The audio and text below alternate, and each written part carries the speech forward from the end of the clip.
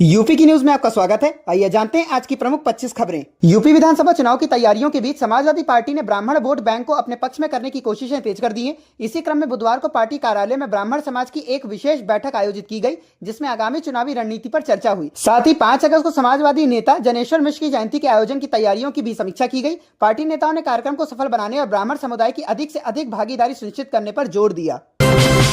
मुख्यमंत्री योगी आदित्यनाथ के निर्देश पर उत्तर प्रदेश में जल्द ही जहर मुक्त भोजन महाअभियान शुरू किया जाएगा। उत्तर प्रदेश गौ सेवा आयोग ने इसके लिए विस्तृत कार्य योजना तैयार कर ली है। इस अभियान का उद्देश्य खेतों से सीधा लोगों तक शुद्ध और रसायन मुक्त खाद्य सामग्री पहुंचाना है। योजना के तहत प्रदेश के गौशालाओं को केंद्र में रखते हुए उन्हें गौ संरक्षण के साथ साथ जैविक खेती और शुद्ध खाद्य उत्पादों के प्रमुख आपूर्ति केंद्र के रूप में विकसित किया जाएगा।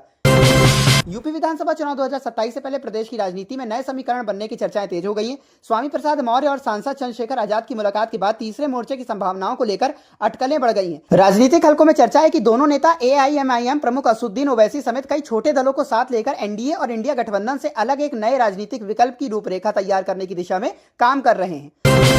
उत्तर प्रदेश के उन्नाव दौरे के दौरान मुख्यमंत्री योगी आदित्यनाथ ने करीब 570 करोड़ रुपए की विभिन्न विकास परियोजनाओं का लोकार्पण और शिलान्यास किया। इस मौके पर उन्होंने विपक्ष पर तीखा प्रहार करते हुए कहा, जिस प्रकार रामायण में खरदूषण का आतंक था, उसी तरह कांग्रेस और समाजवादी पार्टी के शासनकाल में प्रदेश में माफिया राज हावी रहा। उन्होंने आरोप लगाया कि दोनों दलों की नीतियों ने देश और प्रदेश को नुकसान पहुंचाने का काम किया है। साथ ही मुख्यमंत्री ने अपनी सरकार की विकास और सुशासन से जुड़ी उपलब्धियों का भी उल्लेख किया।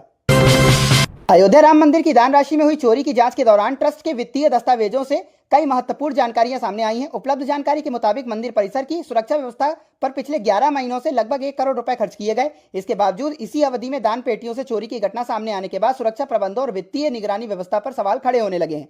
फिलहाल मामले की जांच जारी है और सुरक्षा इंतजामों की भी समीक्षा की जा रही है। बागपत में सब्जियों की बढ़ती कीमतों ने आम लोगों की चिंता बढ़ा दी है। टमाटर का भाव 60 रुपए प्रति किलो और मटर 100 रुपए प्रति किलो तक पहुंच चुकी है। महंगाई का सीधा असर घरेलू बजट पर पड़ रहा है, जिससे गृहिणियों विशेष रूप से परेशान हैं। लोगों का कहना है कि सब्जियों के बढ़ते दामों के कारण घर का खर्च संभालना दिन ब दिन मुश्किल होता जा रहा है। ललितपुर में जिलाधिकारी की जन सुनवाई के दौरान बुधवार को एक अनोखा मामला सामने आया। थाना बानपुर क्षेत्र के एक युवक ने प्रार्थना पत्र देकर जिलाधिकारी से शादी के लिए लड़की और आत्मरक्षा के लिए शस्त्र लाइसेंस उपलब्ध कराने की मांग की। युवक की इस असामान्य मांग को सुनकर अधिकारी और वहां मौजूद लोग भी हैरान रह गए। कुछ समय तक जनसुनवाई में इसी मामले की चर्चा होती रही और यह विषय लोगों की भी चर्चा का केंद्र बना रहा। कानपुर में फर्जी मैरिज ब्यूरो के नाम पर युवाओं से ठगी करने वाले गिरोह का भांडाफोड़ हुआ है। आरोप है कि गिरोह शादी कराने की झांसा देकर लोगों को अपने जाल में फंसाता था। युवतियों से फोन कराकर पीड़ितों का विश्वास जीता जाता और फिर रजिस्ट्रेशन, सदस्यता तथा विभिन्न पैकेजों के नाम पर उनसे लाखों रुपए की ठगी की जाती थी। पुलिस ने मामले की जांच शुरू कर दी है और गिरोह से जुड़े आरोपियों के खिलाफ कार्रवाई की जा रही है।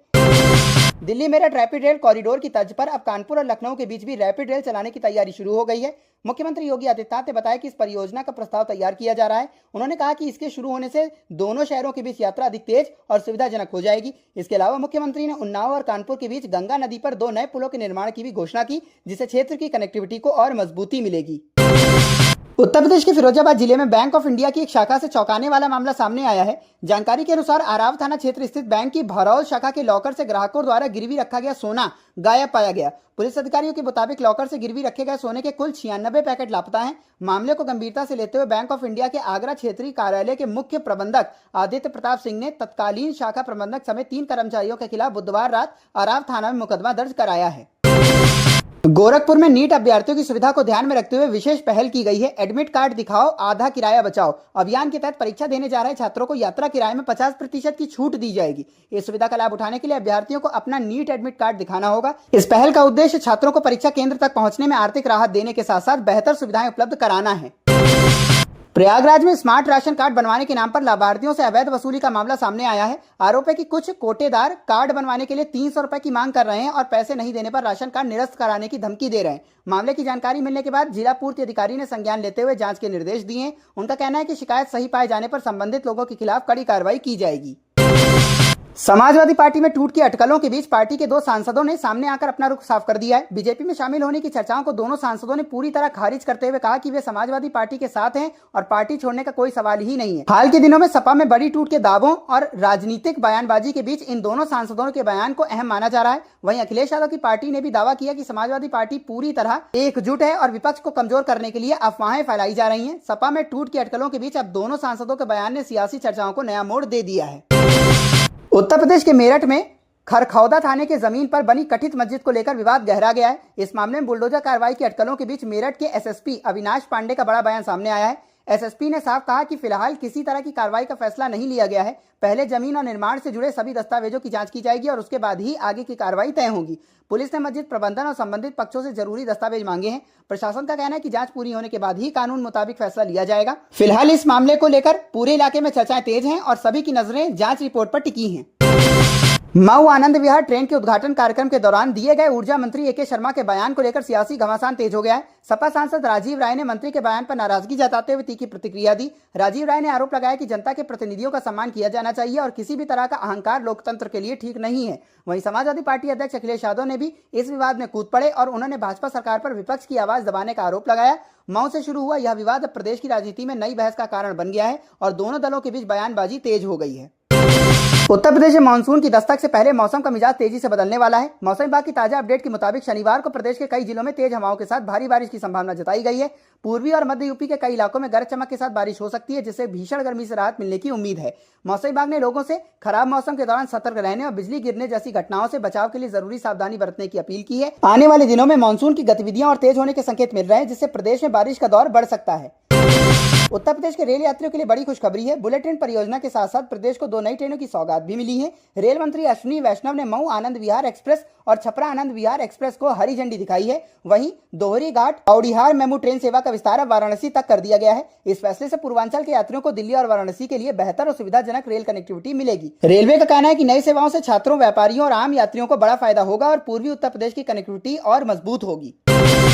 राम मंदिर दान मामले को लेकर मुख्यमंत्री योगी आदित्यनाथ का बड़ा बयान सामने आया है। अयोध्या में उन्होंने कहा कि अगर किसी के पास इस मामले से जुड़े कोई सबूत हैं तो उन्हें एसआईटी के सामने पेश किया जाए। मुख्यमंत्री ने भरोसा जताया कि जांच के जरिए जल्दी सच्चाई सामने आ जाएगी और जो भी दोषी पाया जाएगा उसे किसी भी कीमत पर बख्शा नहीं जाएगा। सीएम योगी ने लोगों से अपील की है कि जांच पूरी होने तक किसी तरह की अफवाह या भावनाएं आहत करने वाली बयानबाजी से बचें। राम मंदिर दान मामले की जांच को लेकर अब सभी की नजरें एसआईटी की रिपोर्ट पर टिकी हुई हैं। राहुल गांधी के जन्मदिन पर समाजवादी पार्टी अध्यक्ष अखिलेश यादव की सोशल मीडिया पोस्ट ने सियासी हलकों में नई चर्चाओं को जन्म दे दिया है। अखिलेश यादव ने राहुल गांधी को जन्मदिन की शुभकामनाएं देते हुए उनके अच्छे स्वास्थ्य और लंबी उम्र की कामना की। इसके बाद विपक्षी दलों और राजनीतिक गलियारों में सपा कांग्रेस गठबंधन को लेकर अटकलें तेज हो गई हैं। हालांकि दोनों दलों की ओर से इसे सिर्फ शुभकामना संदेश बताया जा रहा है और किसी नए राजनीतिक समीकरण को लेकर कोई आधिकारिक बयान सामने नहीं आया है। लेकिन 2027 विधानसभा चुनाव से पहले इस पोस्ट ने यूपी की राजनीति में एक बार फिर गठबंधन की चर्चाओं को हवा दे दी है।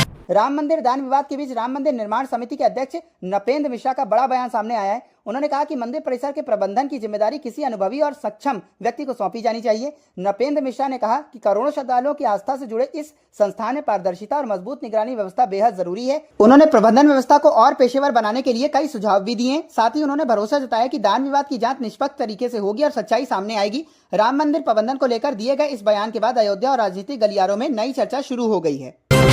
उत्तर प्रदेश की सियासत में सहयोगी दलों के बीच बयानबाजी तेज हो गई है। निषाद पार्टी के अध्यक्ष और मंत्री संजय निषाद ने ओम प्रकाश राजभर पर निशाना साधते हुए कहा कि अगर औतरौलिया सीट से चुनाव लड़ेंगे तो उन्हें हार का सामना करना पड़ सकता है। संजय निषाद ने यह भी कहा कि हर नेता अपने परिवार को राजनीति में आगे बढ़ाना चाहता है और ओम प्रकाश राजभर भी अपने बेटे को विधायक बनाना चाहते हैं। उनके इस बयान के बाद एनडीए के सहयोगी दलों के बीच सीटों और राजनीतिक रणनीति को लेकर नई चर्चाएं तेज हो गई हैं। 2027 विधानसभा चुनाव से पहले सहयोगी दलों के नेताओं के बीच बढ़ती बयानबाजी अब राजनीतिक हलकों में चर्चा का विषय बन गई है। समाजवादी पार्टी की सांसद रुचि वीरा ने महिलाओं के सम्मान और पार्टी के अंदर चल रही गुटबाजी को लेकर बड़ा बयान दिया है। रुचि वीरा ने कहा कि किसी भी राजनीतिक दल में महिलाओं का सम्मान सर्वोपरि होना चाहिए और संगठन में आपसी मतभेद या गुटबाजी से पार्टी को नुकसान पहुंचता है। उन्होंने साफ कहा कि पार्टी के सभी नेताओं और कार्यकर्ताओं को एकजुट होकर जनता के मुद्दों पर काम करना चाहिए। रुचि वीरा के इस बयान के बाद समाजवादी पार्टी के भीतर चल रही खींचातानी और अंदरूनी मतभेदों को लेकर चर्चाएं एक बार फिर तेज हो गई हैं। उत्तर प्रदेश में बिजली व्यवस्था को और मजबूत करने के लिए योगी सरकार ने बड़ा कदम उठाया है। उपभोक्ताओं को 24 घंटे बेहतर सेवाएं देने के लिए 1448 कर्मचारियों को 3 पालियों में तैनात किया गया है। यूपीपीसीएल के मुताबिक 1912 हेल्पलाइन सेवा को पहले से ज्यादा तेज और प्रभावी बनाया गया है। अब शिकायतों के निस्तारण और कॉल रिस्पांस का समय भी काफी कम हो गया है। सरकार का दावा है कि नई व्यवस्था से बिजली उपभोक्ताओं को समयबद्ध और पारदर्शी सेवाएं मिलेंगी, जिससे आम लोगों को बड़ी राहत मिलेगी। बिजली आपूर्ति और उपभोक्ता सेवाओं को बेहतर बनाने की दिशा में इसे एक बड़ा कदम माना जा रहा है। अमेठी के पूर्व विधायक राकेश प्रताप सिंह ने समाजवादी पार्टी और अखिलेश यादव पर बड़ा हमला बोला है। उन्होंने दावा किया कि पार्टी अपने मूल विचारधारा से भटक चुकी है और इसी वजह से समाप्तवादी पार्टी बनने की राह पर है। राकेश प्रताप सिंह ने आरोप लगाया कि पार्टी में पुराने नेताओं और कार्यकर्ताओं की लगातार उपेक्षा की जा रही है, जिससे असंतोष बढ़ रहा है। उन्होंने यह भी कहा कि शीर्ष नेतृत्व की चुप्पी और कुछ मुद्दों पर पार्टी के रुख से कार्यकर्ताओं में नाराजगी है। उनके इस बयान के बाद उत्तर प्रदेश की राजनीति में एक बार फिर समाजवादी पार्टी के अंदरूनी हालात को लेकर चर्चाएं तेज हो गई हैं। सहारनपुर में रजिस्ट्री कार्यालय के स्थानांतरण और ई रजिस्ट्री व्यवस्था के विरोध में दस्तावेज लेखक और अधिवक्ताओं की हड़ताल तीसरे दिन भी जारी रही। हड़ताल के चलते रजिस्ट्री का काम पूरी तरह ठप पड़ गया, जिससे आम लोगों को भारी परेशानी का सामना करना पड़ रहा है। वहीं सरकार को करोड़ों रुपए के राजस्व नुकसान की आशंका भी जताई जा रही है। प्रदर्शनकारियों का कहना है कि जब तक उनकी मांगे पूरी नहीं होती तब तक आंदोलन जारी रहेगा। लगातार तीसरे दिन जारी इस हड़ताल ने सहारनपुर में प्रशासन और लोगों की चिंता बढ़ा दी है। अमेठी के शाहगढ़ विकास खंड में तैनात एडीओ पंचायत मनोज चौधरी का एक वीडियो सोशल मीडिया पर तेजी से वायरल हो रहा है। वीडियो में वह कार्यालय समय के दौरान कुर्सी पर पैर रखकर मोबाइल चलाते नजर आ रहे हैं, जिसके बाद उनकी कार्यशैली पर सवाल उठ रहे हैं। वीडियो सामने आने के बाद स्थानीय लोगों में नाराजगी देखी जा रही है। लोगों का आरोप है कि अधिकारी इस रवैये से आम जनता की समस्याओं के समाधान पर असर पड़ रहा है। मामले का संज्ञान लेते हुए प्रशासन ने जांच के आदेश दे दिए हैं। अधिकारियों का कहना है कि जांच रिपोर्ट के आधार पर आगे की कार्रवाई की जाएगी। इस वीडियो के वायरल होने के बाद अमेठी में सरकारी कार्यशैली और जवाबदेही को लेकर चर्चा तेज हो गई है। रीनीट 2026 परीक्षा में शामिल होने वाले अभ्यर्थियों के लिए रेलवे ने बड़ी राहत दी है। उत्तर रेलवे और पूर्वोत्तर रेलवे के लखनऊ मंडल ने परीक्षार्थियों की सुविधा के लिए विशेष ट्रेनों के संचालन का फैसला किया है। रेलवे अधिकारियों के मुताबिक परीक्षा के दौरान अभ्यर्थियों को समय पर परीक्षा केंद्र तक पहुंचाने और अतिरिक्त भीड़ को नियंत्रित करने के लिए यह व्यवस्था की गई है। इसके साथ ही स्टेशनों पर भी विशेष इंतजाम किए जा रहे हैं ताकि छात्रों और उनके परिजनों को किसी भी तरह की परेशानी का सामना न करना पड़े। रेलवे की इस पहल से रीनीट 2026 के हजारों अभ्यर्थियों को बड़ी राहत मिलने की उम्मीद है। कानपुर की पहचान माने जाने वाले 105 साल पुराने ऐतिहासिक लाल इमली घंटाघर को लेकर बड़ा मामला सामने आया। घंटाघर की घड़ी की सुइयां गायब होने के बाद हड़कंप मच गया है। मामले की जानकारी मिलते ही केंद्रीय वस्त्र मंत्रालय ने अधिकारियों से विस्तृत रिपोर्ट तलब की है। शुरुआती तौर पर सुइयों के गायब होने के पीछे चोरी की आशंका भी जताई जा रही है। लाल इमली घंटाघर शहर की ऐतिहासिक धरोहरों में शामिल है और इस घटना के बाद इसके रखरखाव और सुरक्षा व्यवस्था पर सवाल खड़े हो गए हैं। अब सभी की नजरें जांच रिपोर्ट पर टिकी है, जिससे इस पूरे मामले की सच्चाई सामने आ सकेगी। यूपी बोर्ड के छात्रों के लिए बड़ी खबर है। माध्यमिक शिक्षा परिषद ने कक्षा 9 से 12 तक के दाखिले और परीक्षा शुल्क से जुड़े महत्वपूर्ण तारीखों का ऐलान किया है। बोर्ड के अनुसार कक्षा 9 से 12 तक के छात्रों के प्रवेश की अंतिम तिथि 5 अगस्त तय की गई है। वहीं कक्षा 11 में विशेष परिस्थितियों में 20 अगस्त तक प्रवेश की सुविधा दी जाएगी। इसके साथ ही बोर्ड परीक्षा के लिए शुल्क भी निर्धारित कर दिया गया है और सभी स्कूलों को तय समय सीमा के भीतर प्रक्रिया पूरी करने के निर्देश दिए गए हैं। यूपी बोर्ड के लाखों छात्रों और अभिभावकों के लिए यह अपडेट बेहद अहम माना जा रहा है। दिल्ली जाने वाले यात्रियों के लिए बड़ी खुशखबरी है। रेलवे ने आनंद विहार मऊ के बीच साप्ताहिक एक्सप्रेस ट्रेन चलाने का फैसला किया है, जिसका लाभ प्रयागराज के यात्रियों को भी मिलेगा। यह ट्रेन 24 जून से शुरू होगी और प्रयागराज जंक्शन पर 5 मिनट का ठहराव करेगी। इससे प्रयागराज और पूर्वांचल के यात्रियों को दिल्ली के लिए एक और सीधी रेल सेवा मिल जाएगी। रेलवे अधिकारियों का कहना है कि नई ट्रेन से यात्रियों की सुविधा बढ़ेगी और यात्रा पहले से ज्यादा आसान होगी। नई साप्ताहिक ट्रेन के शुरू होने से प्रयागराज और आसपास के क्षेत्रों की दिल्ली से रेल कनेक्टिविटी और मजबूत होगी।